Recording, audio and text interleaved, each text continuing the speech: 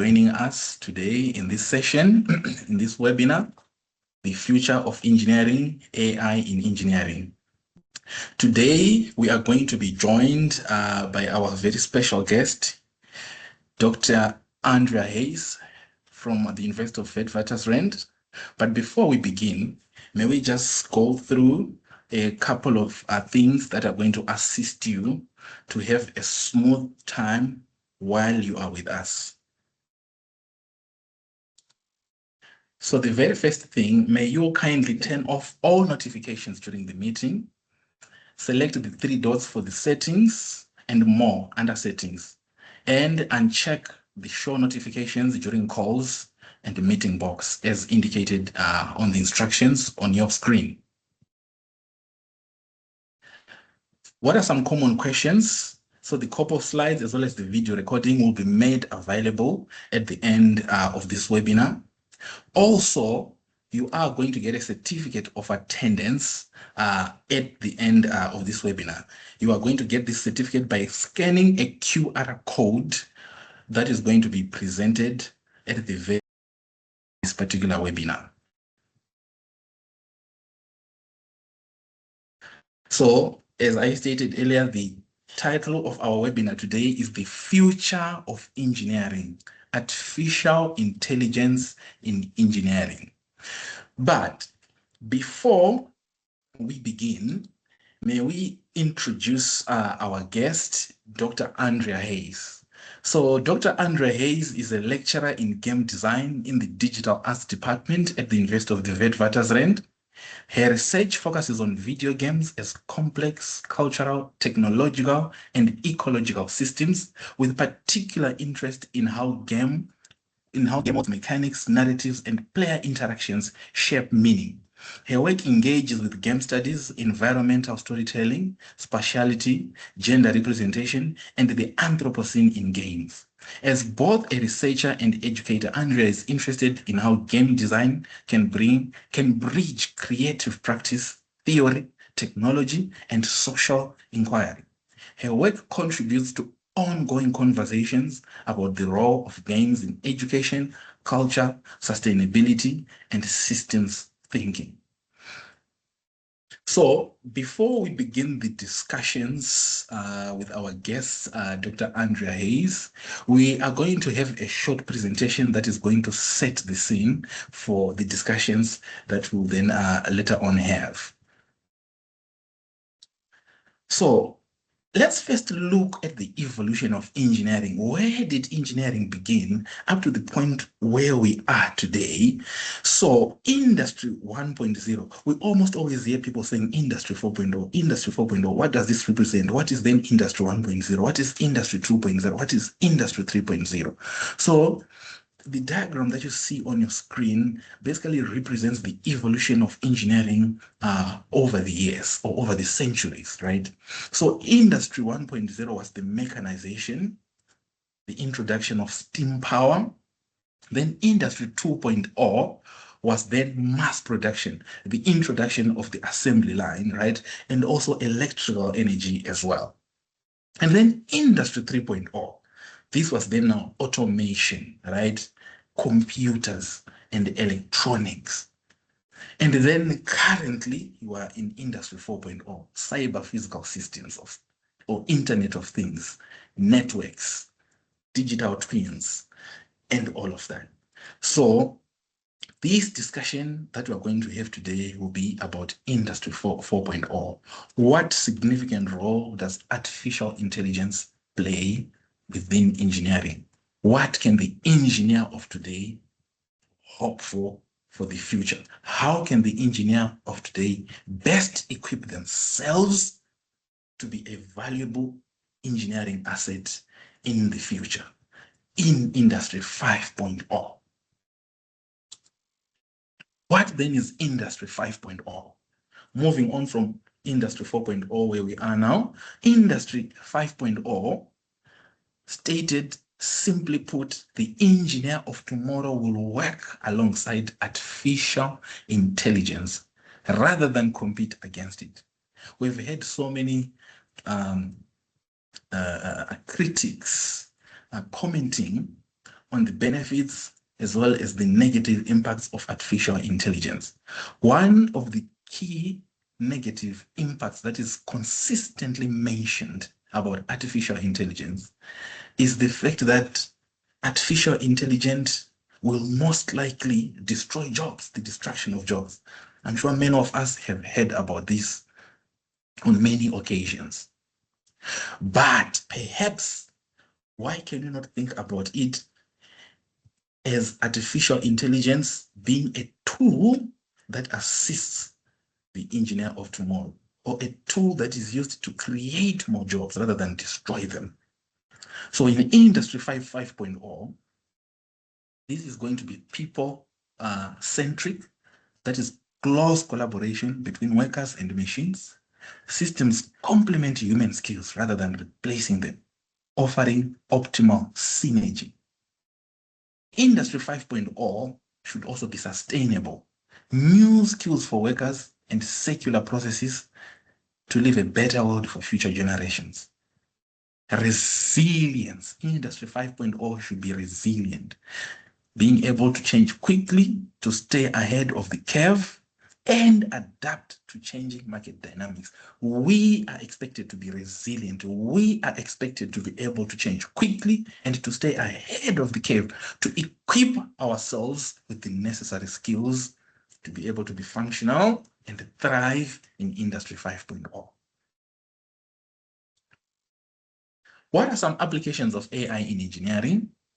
In mechanical engineering, we can apply it in predictive maintenance, CAD optimization, computer-aided drafting, in generative design. In electrical engineering, we can use it for smart grids, fault detection, energy forecasting. In civil engineering, we can use it in the construction of smart cities, structural monitoring, digital twins. In mining, in autonomous vehicles. AI, what are some AI skills that engineers need, right? So data analysis, automation, machine learning basics, programming, robotics, ethics, systems thinking. What are some opportunities now for students? If you are a student and you are asking yourself, where do I see myself? How can I better position myself to be a competent engineer in the near future in this era of AI? So AI creates careers such as AI engineer, robotics engineer, data engineer, automation engineer, smart manufacturing engineer, digital twin specialist, and autonomous systems engineer. What are some challenges of AI? We're also going to cover these as well in detail with our guest. So some of the challenges are technical limitations. Many of us are actually familiar, or we've probably read stories about how AI systems have failed to deliver to the level of expectation. Ethical concerns, job displacement, cybersecurity, regulatory issues. AI should augment engineers, not replace them. This is a key point that we're moving with today. So to be able to produce these slides, we would like to give thanks to the following sources that are indicated on your screen for using their material in the preparation of these slides. So once again, ladies and gentlemen, we now begin our discussions with our guest, Dr. Andrea Hayes. Dr. Andrea Hayes, welcome. Thank you so much, Eldridge. Thank you for having me. It's super exciting to be on this webinar with everyone. Thank you so much, Dr. Hayes. And you've done, a significant work, in game design, in robotics, and you are currently a lecturer and researcher based at the University of the Witwatersrand. So what inspired you to choose this particular career? So it's actually quite a funny story. When I started university, I was a drama student, if you can imagine. Oh, wow. Yeah, and there was this lecture that all the art students had to go to. It was kind of like a shared subject between music and fine arts and everyone, and drama and everyone. And then in this one lecture, there was this lady giving a lecture about video games. And then I was like, wait, hang on, you can study video games? And now looking at it, it's like, of course you can, right? But back then Yes. it was quite a big deal because video games kind of weren't taken very seriously academically. Um, and obviously now that's completely different. Absolutely. But yeah, that's kind of how I fell into video games. And from my undergrad, I fell in love with coding. I fell in love with the systems behind, game mechanics and game systems.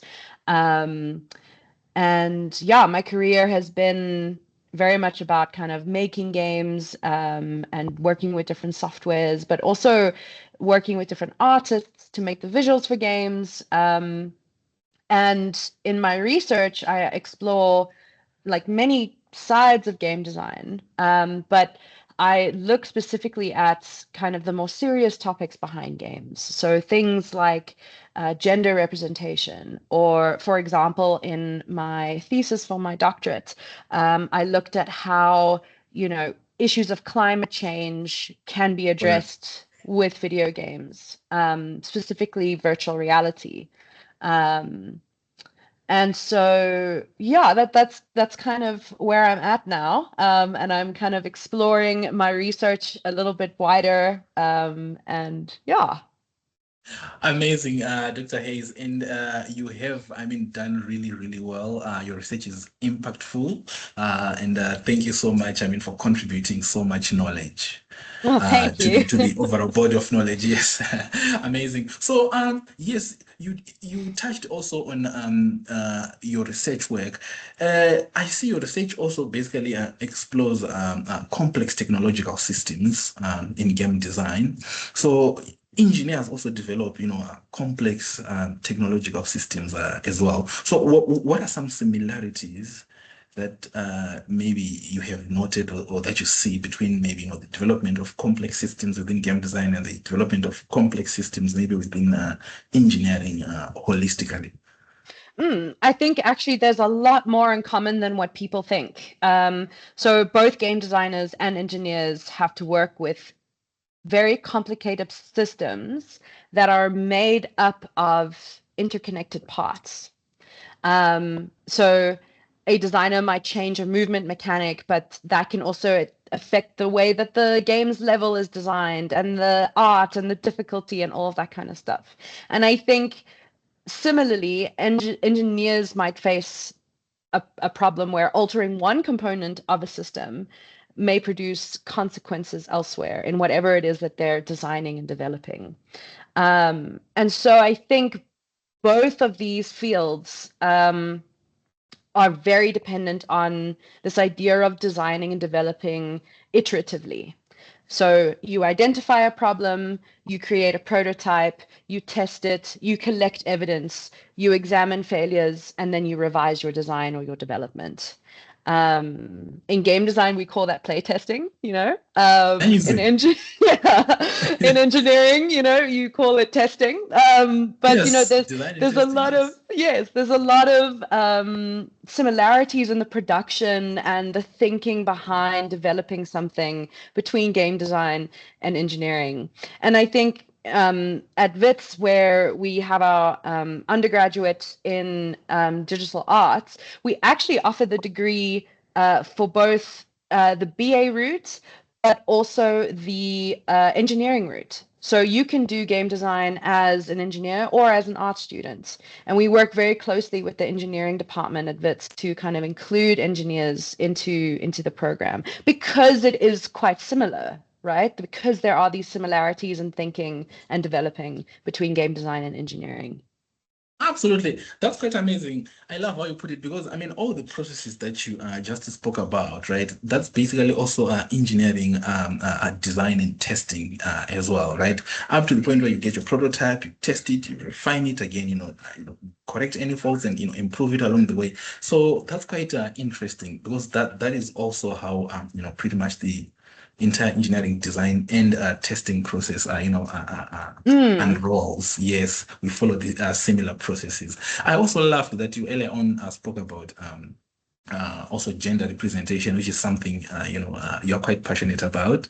mm, So we absolutely love that. I obviously see another similarity because here at the Engineering College of Science and Technology, we are incredibly passionate about developing and training future competent engineers.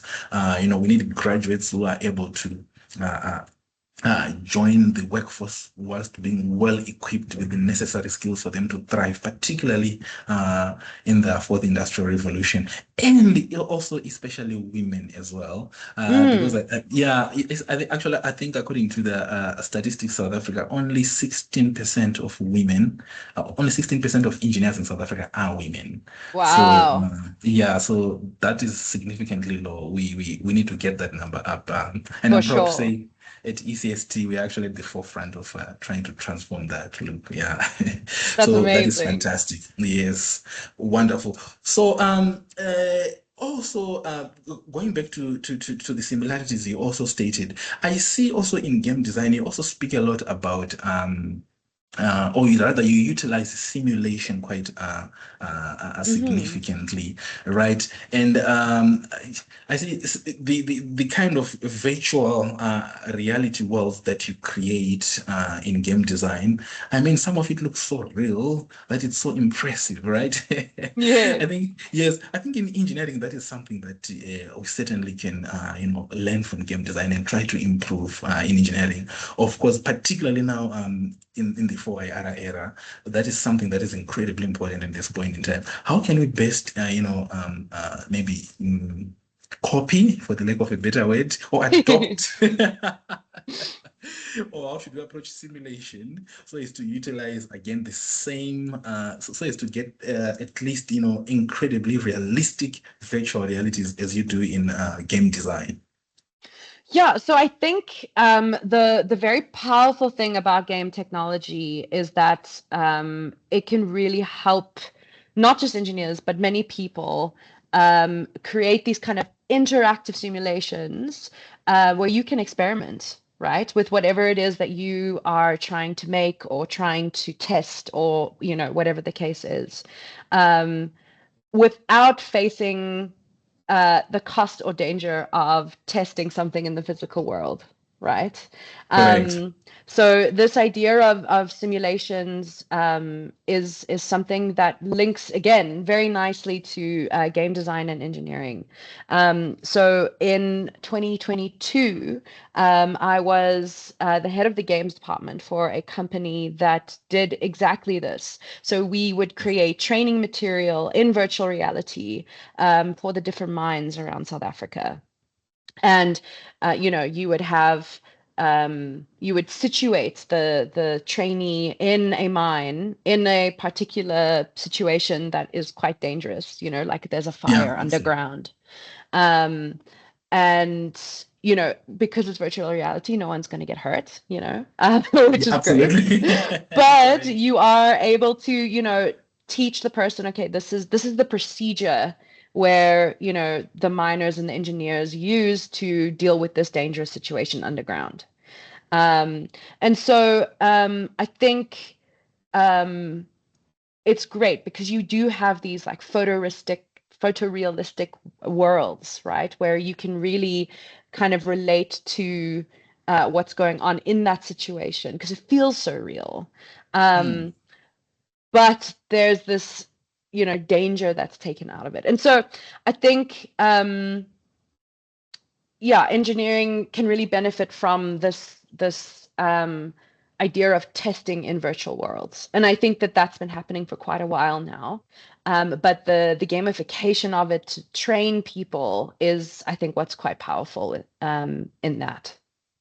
Absolutely, Dr. Hayes. So I think in engineering, we probably do not use, I think, simulation as much as we should, and reap the tremendous benefits that come with that, as you have just explained. Because look, high fatalities are actually a huge concern within the engineering sector. From time to time, I mean, in different industries, particularly in mining, you are always reading of, collapse of mines and in the process, sadly, Yes.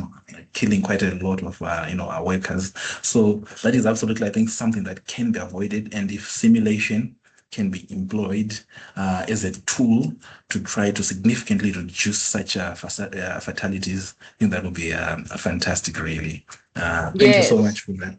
for that take, Dr. Hayes. So another interesting thing now with AI, just building up on that now, is now the issue of I think the applications of AI in general.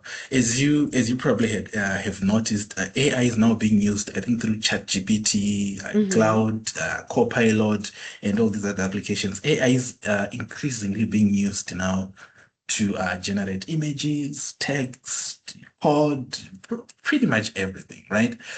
So, how then now can we still retain our creativity, right? Without it being lost, if I can put it that way, Mm. to AI. Because pretty much, I think at some point, critics have argued that we are, well, maybe becoming over reliant on AI. How do we still maintain our creativity and our, creative, imaginary capacity in both Mm. engineering as well as in maybe game design as well, Mm. Mm. without being over reliant on AI? Yeah. So I think this is something that you mentioned earlier is using AI as a tool, right? Yes, AI can't be the thing that replaces your brain. absolutely. As much as like that would make life a lot easier. Yes. Unfortunately, AI is never going to replace the human brain. Instead, I do think that you know, it can be used as a tool to help develop things faster. It can be used as a tool to, rapidly iterate and generate visual concepts or code prototypes or, help you design a product or a system that you are trying to, work on. Um, but Absolutely. generating an output, right? Like these AI chatbots do, like ChatGPT and Claude. Generating an output is not the same as making a good design decision or a development decision. And I think that is where we need the human brain. And we Absolutely. need we need trained engineers to be like, actually, Yes. that, Yes. if we put that, pole there, or if we include this amount of pressure in the system, it might Yes. Yeah. explode or whatever, Yeah. Um, Yes. so I do think we need that human element to check on everything, right? That AI is able to output. Um, and I think on that, I think the one key kind of lesson that I think engineers should think about, and game designers actually, everyone, is that the speed of production or the speed of development should not replace judgment and Absolutely. critical assessment. Absolutely. Um, and yeah, so the short answer is it's a tool, it's great, but we still need brains, human brains. I love that. I love that. So, in other words, we're saying AI should not replace, human creativity. It can only be used as a tool to enhance creativity and innovation. Yes, 100%. Absolutely. No, thank you very much for that. Yes. Yeah, because I'm pretty sure as a lecturer, you have probably encountered situations where, you give your students an assignment or some work to do, and, some of the responses that you receive, they look a bit, maybe suspicious, if I can put it that way. Yes. Yes, for So, sure. yeah. So I think also as lecturers, this is something that we truly need to emphasize on our students that look, AI just needs to be used as a tool. It must never replace the learning process, the thinking process. Just use it as a tool here and there, not let it do your work entirely, because that Yes, is absolutely detrimental to academic progress. exactly. Absolutely amazing. So, you. You just reminded me of something when earlier when we spoke about simulation. Uh, Perhaps maybe in our lecture rooms, maybe to make the classes much more entertaining and much more easier to grasp, particularly a whole lot of these engineering concepts. Students have from time to time, voiced the concerns and said, look, engineering lectures tend to be boring. The concepts are Yes. yeah, Yeah. exactly. So I'm sitting here thinking, if I'm to lecture, about how a turbine works, for example, maybe perhaps we can incorporate simulations into that and find a way of a student participating in class while they're, involved in these simulations. Perhaps I think if we start to bring, or rather to increase simulations in our lecture rooms. I think that would make the classes much more entertaining and engaging as well, while being educational at the same time. 100%. I couldn't agree more. I think, when we were doing those simulations for training underground for these different mining companies, they saw a significant kind of uptake on the training. One, because people were excited to actually, quote unquote, play a game to learn. Yeah, Um, interesting. but I think, like with simulations, you're able to, you know, kind of unpack a very complicated system or um product that in a way where you can like interact with it, like if you're looking at a turbine, for example, like you can literally like take it apart, Right, and be like, exactly. this is how it works, this is how these pieces fit together, and so I think, virtual reality and even augmented reality and all of these kind of simulation spaces really allow for a better engagement with the material. Um, and yeah, like a much more detailed kind of understanding of how different systems work, instead of, just looking at a drawing on a textbook, for example. Um, so yeah, Absolutely. it's quite Absolutely. powerful. Absolutely. Look, yeah, you are absolutely right. I mean, a drawing in a textbook would not inspire much, I think, Yes, much interest. Yes, but I think once it becomes a simulation sort of game, I think, or activity that they can actively participate in, I think that absolutely raises the levels of interest in that. Thank you for that insightful answer, Dr. Hayes. Now, I mean, AI is becoming much more influential now in engineering decisions. So, how hmm important is it that now engineers continuously, consider ethics, bias, inclusivity now when designing such AI systems? Because I mean, I would like to think that already there have been a number of issues that have already been raised. Some of them within the public arena of ethics and yes, bias. Again, within regarding the use of these AI systems. How can we actively and continuously, ensure that those remain a key point of how we use and adopt AI systems? for sure. So I think so AI systems are, and like the outputs that they give to a user, is very much based on the training data that the developer gives to the AI, right? As well as like the design choices for the AI and the context with which they are developed and deployed. Um, and I think if that data reflects any kind of inequality or excludes a particular community or, group of people, then that output that AI is giving you may then have that same bias or exclusionary outputs, right? Um, and I think this is quite important in engineering, because automated decisions can affect everything, right? Transport, energy, water, public safety.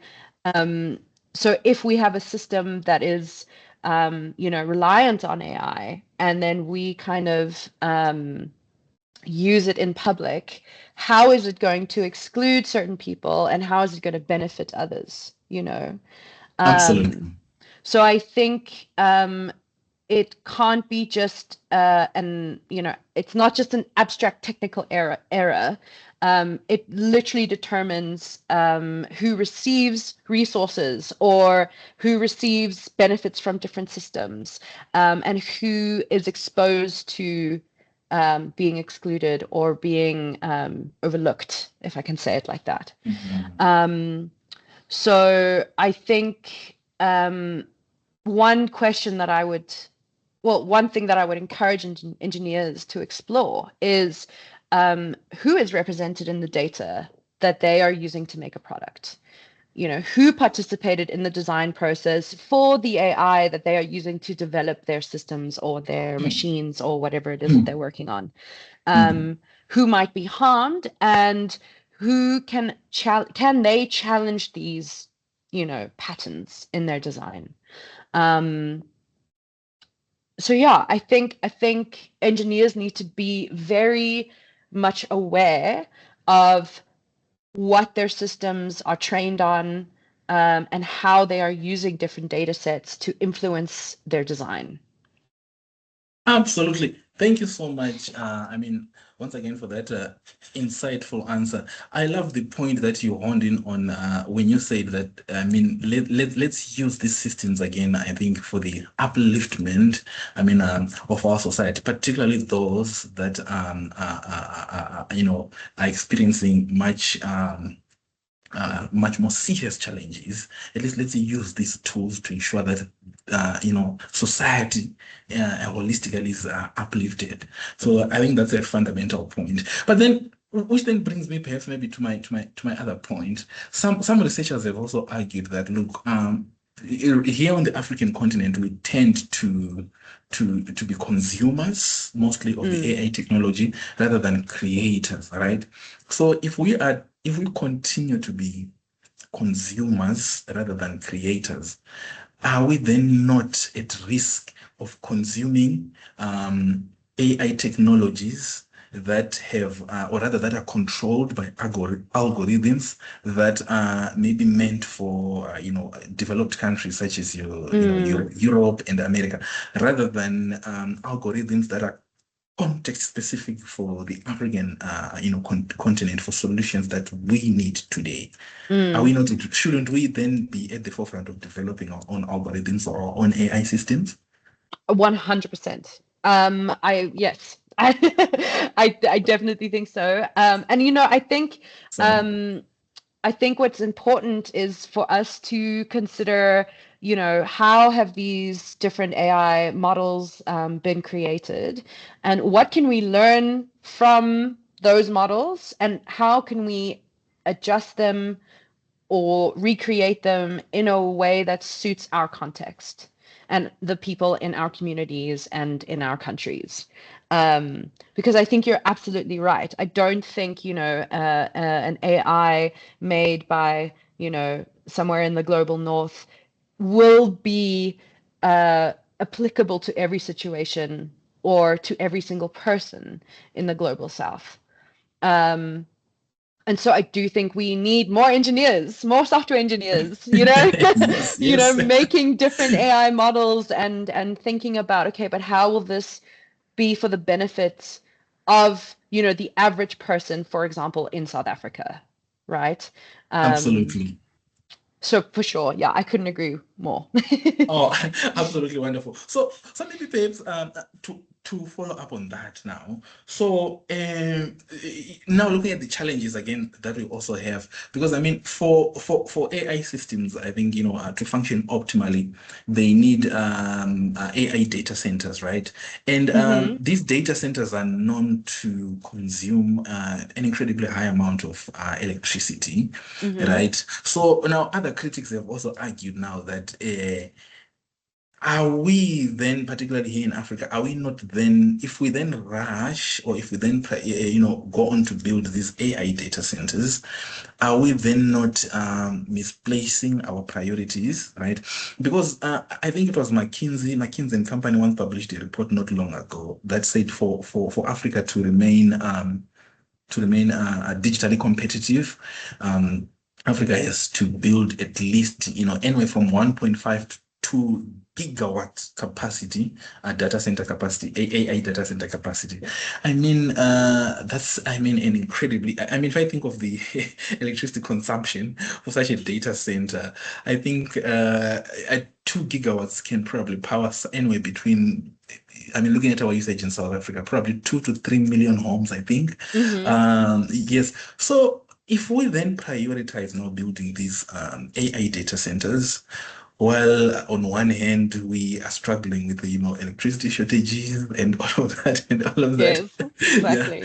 Are we then not, Dr. Hayes, misplacing our priorities? Are we then maybe, rather than use that energy for the consumption of South African households, and then now we're redirecting that energy to AI data centers?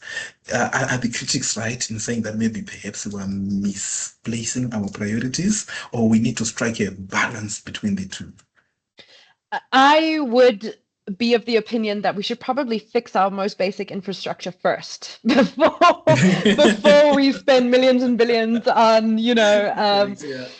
data centers that are gonna take up so much electricity and System. that kind of thing.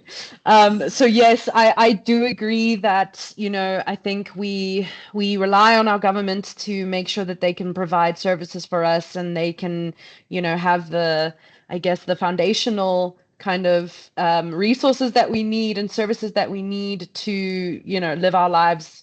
But I do think you have a point there of like making data centers is going to create a lot of kind of pressure on our already kind of crippled electrical infrastructure. So the egg before the chicken in this case. Yes. So yeah, no, I do think let's get the basics right first, and then we can kind of explore what it means to make like an African-based AI model. Absolutely. I think that that's such a cool and exciting thing to think about. Like, what does that look like? But we can't get there until our infrastructure is fixed, I think. Absolutely right. I think to all students and engineering graduates that are joining us, I mean, these are all opportunities for you to use AI and develop context-specific solutions for us here in Africa. There are so many issues that we have that can be solved by the application of this AI technology. So I think, as Dr. Hayes has mentioned, we can employ, AI-centered solutions for this. So while on that, Dr. Hayes, maybe let's say looking 10 years from now, right? What would you say are some of the key AI skills that an engineering graduate needs to have in order to stay, competitive and valuable within the marketplace? Mm. I think that AI, like you mentioned as well at the beginning, there's this fear that AI is going to take jobs. Um, Correct. and I don't think that that's true. I do think jobs are going to look different. And I think that, the job market is going to change. But I don't think that that means that there will necessarily be less jobs. There'll be different jobs, right? Um, and so I think it's important for engineers to familiarize themselves and kind of have this exposure to, um, you know, robotics, renewable energy, optimization, maintenance, climate modeling, medical technologies. I think that all of these fields and more are going to start kind of embracing AI as a tool, right? To make it more efficient and to make it more accessible. And so being at the forefront of that, being the person who connects the AI with, for example, the medical fields. I mean, that's the Absolutely. future, right? Absolutely. So I think we'll need engineers to understand both the kind of physical systems and data, um, who can communicate with software teams, and who can evaluate whether AI output makes engineering sense for these different fields. Um, And I think in South Africa, there's going to be quite a lot of opportunities around energy access, right? Like we just mentioned. Absolutely. Yes, yes. Agriculture, transport, public health, you know. And I think that if our government really embraces this in a, you know, kind of ethical, sustainable way, I think that AI could be something that's extremely useful and extremely kind of human focused, that can benefit everyone in South Africa. Um, and I think the most vulnerable graduates will not necessarily be those who know one particular AI platform or model.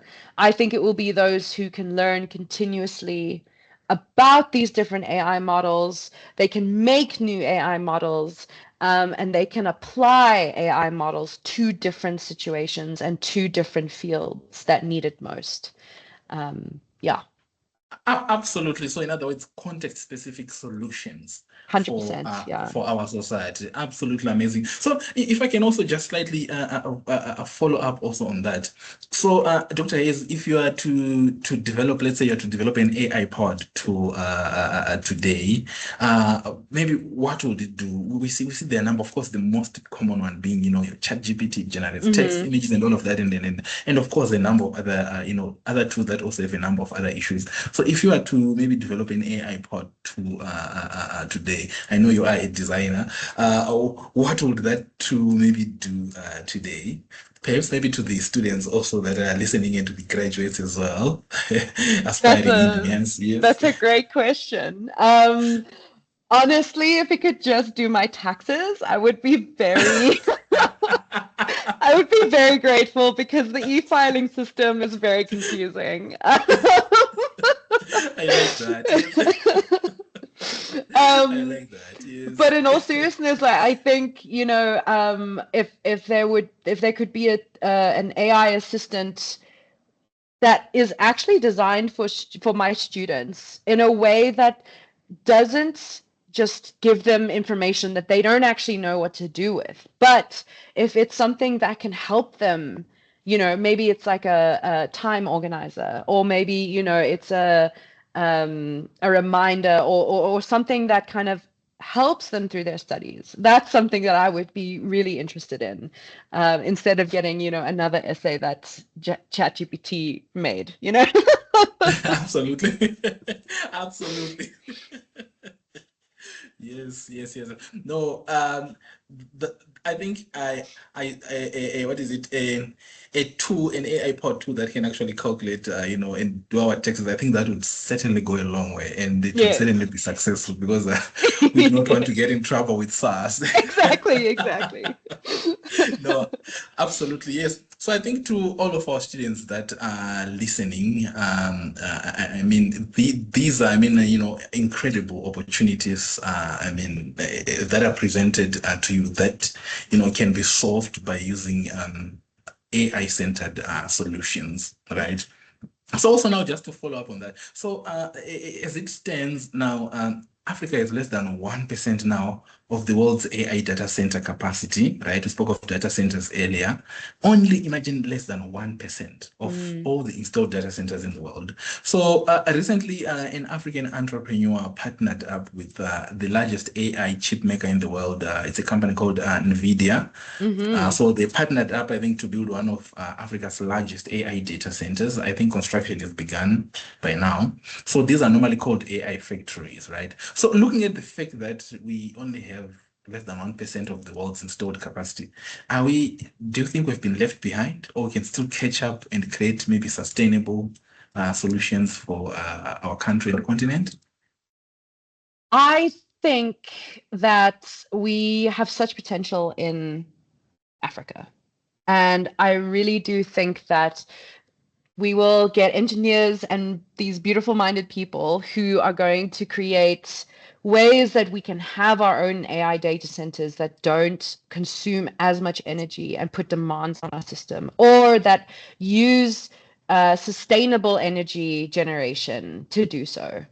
Um, I think that we will get there. I have hope that we will get there. Mhm. And I think when we do, I think we will be kind of unstoppable, because I think Africa and South Africa, especially, we have so much to offer the world. We have such Absolutely. beautifully minded people, such big brains here in the country. Absolutely. And I do think that we will be the kind of leaders in AI technology one day. I do think that. I absolutely do agree with you on that, Dr. Hayes, that I mean, South Africa is pretty much a bottomless pit of incredibly talented, educated people that have so much to offer to the world. And as much as we highlight, I mean, these are issues such as, only having 1% of the world's installed AI data center capacity. This also presents significant opportunities, right?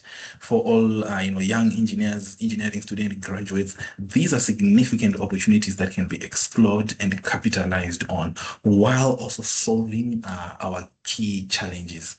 So I love how you explained further on that, just how South Africa has the human capital in the capacity to actually solve all of our problems. Right. So, there are some key terms that are normally used, I think, yeah, in AI interchangeably, such as artificial intelligence, machine learning, deep learning. So these terms are used interchangeably. Would you perhaps maybe briefly explain the difference between them, maybe in a way that young engineers and engineering students can easily understand? Yeah, so I think there's these different terms for, like what AI is and how people, so when you say AI, I think a lot of people think like, oh, Claude or Yes, ChatGPT. ChatGPT. Um, but actually, like, that is kind of what they call a large language machine thingy, LLM or something like that. Correct, Um, yes. and so that is kind of the I would say the most commonly used one nowadays, is things like Chat and Claude and all of that kind of thing. Correct. Um, and then for machine learning, I think that that's a lot more complicated, right? That is when you kind of plug AI into different systems and different types of software to generate different outputs for testing and different products and systems and that kind of thing. And I don't think that that is something that like the average user of AI would interact Fully. with the most. Absolutely. It is more like these chat GPTs and Claudes and that kind of thing. Um, but they are both very important to understand, right? Because I think the one like these chat GPTs and the like, they are the most popular, and so it's interesting to understand how the average person is using them, right? Because I feel like that's going to then inform how you make these different types of machine learning softwares that are kind of like the back end of your product or your system or whatever the case is.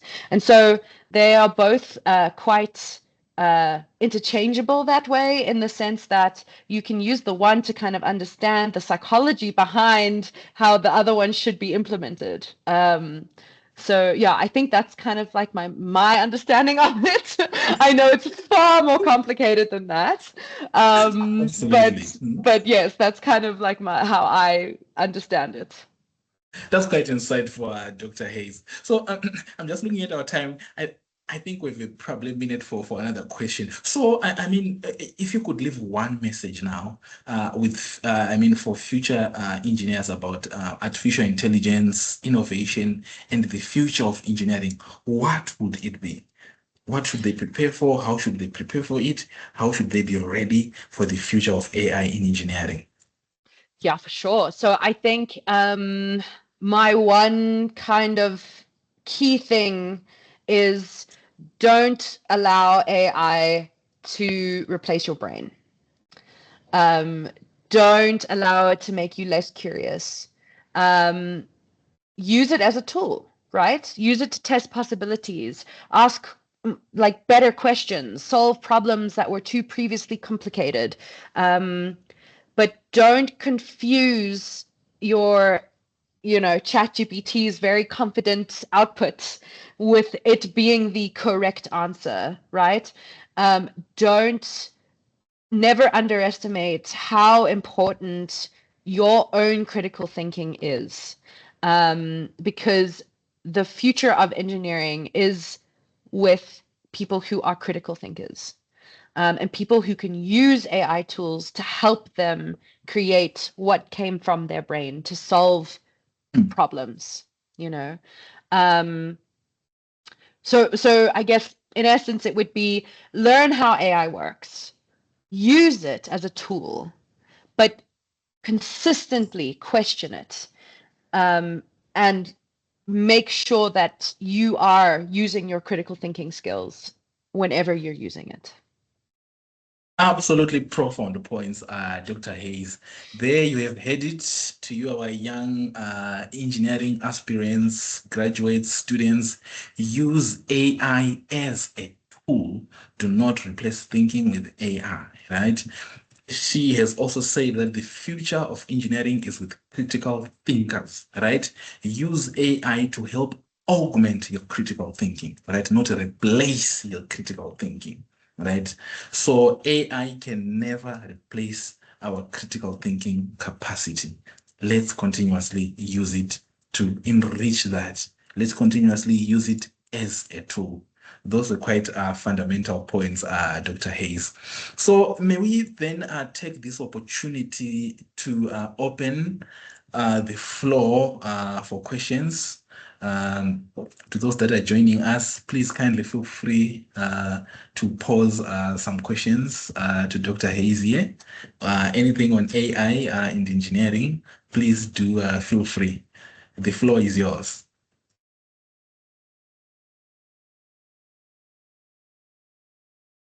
So while we wait for the questions, Dr. Hayes, perhaps we can also then speak also about data as well. Another key concept also of AI is data analytics, right? Mm-hmm. Why is data so important? I mean, in AI. Yes. So this kind of speaks to what I was talking about before, is like the quality of your data can determine, who is included, who is excluded, et cetera, et cetera. However, it can also, if your data is incomplete or inaccurate or whatever the case is, the output that it gives you is then unreliable, right? And if the data that it is outputting is unreliable, and then you're using it for your system or your product or your assignment, right? Correct. That's where it can actually be very misleading. So for example, if you have some kind of infrastructure model trained on data from wealthy urban environments, and you apply that to, a location somewhere, that may operate completely inappropriately, right? And completely like outside of what is, practical, useful, and beneficial for these different types of people, right? I think the other thing when it comes to data quality is this idea of consent and privacy and ownership and security. Data may contain personal or financial or any kind of very sensitive information, and so I think if you're not using your data properly, or if your AI model is not using your data properly, it can lead to quite bad things. you know. Absolutely. Um, Absolutely, Dr. Hayes. so yeah, I think that there's quite a lot of thought and careful thinking that needs to go into, how your AI is treating data. Quite insightful, yes. So these data, basically how good our AI systems are, is dependent upon the quality of data that we gather, and this data needs to be, as you stated, context specific, right? Yes. Rather than, yeah. So I think it ties back to the key point that I think again, probably one of your colleagues, another prominent researcher in AI, I think Professor Mtambari, he likes to constantly say we must create AI in Africa rather than just consume it.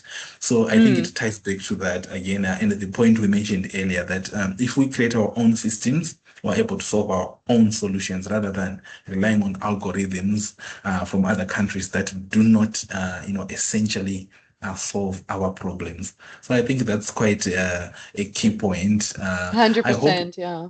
yeah, I hope to all our students again that are joining us. I mean, they can, capitalize once again on these opportunities and can also see the vast amount of careers available to them that they can specialize in utilizing AI. So we should not just see AI as an enemy. That is completely wrong. We should see it rather as a tool that we can use, right, in Industry 5.0.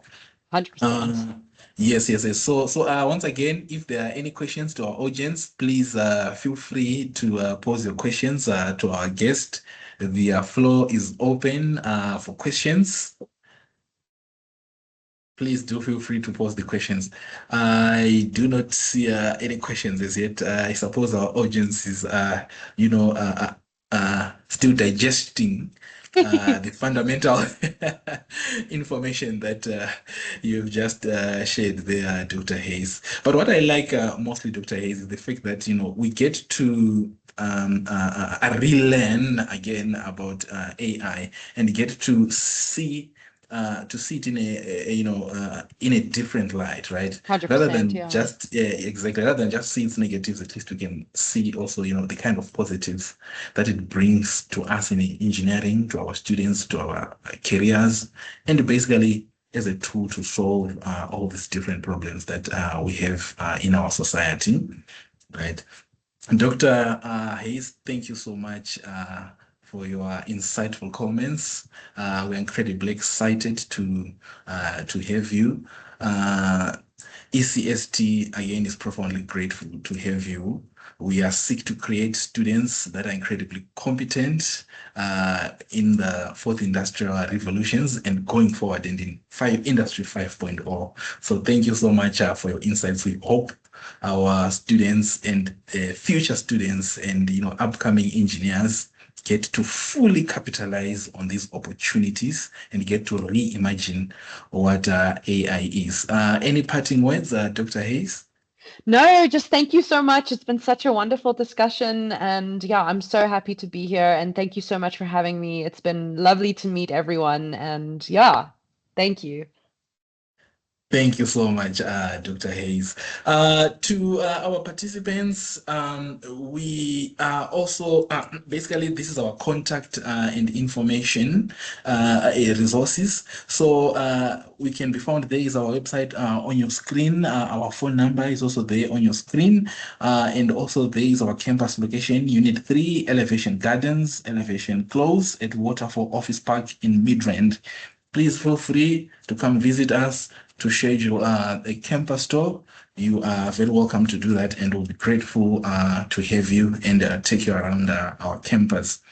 So please also, to get your certificate of attendance, kindly scan the QR code on your screen and follow the instructions that come after, and you will be able to receive your certificate of attendance.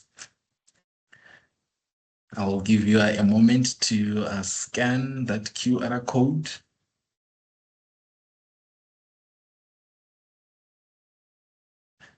Okay. Thank you very much to all of you for taking your valuable time once again to participate in this webinar. Dr. Hayes, I see also a comment here from Lisa Rutman. Thank you, Mr. Eldridge and Dr. Hayes, for a very insightful and interesting webinar. Thank you for sharing critical thinking Thank you for sharing. Critical thinking remains key in engineering whilst using AI as a valuable tool. Absolutely. This is the key point that you mentioned, Dr. Hayes, that we should never replace critical thinking with AI. Right? 100%. Absolutely. Thank you so much. Thank you to our participants. We have come to the end of our program. And thank you so much, Dr. Hayes. Have a wonderful evening. Thank Thank you. you. Thank you for Thank having you. me. Thank you. Bye-bye. Bye. Bye.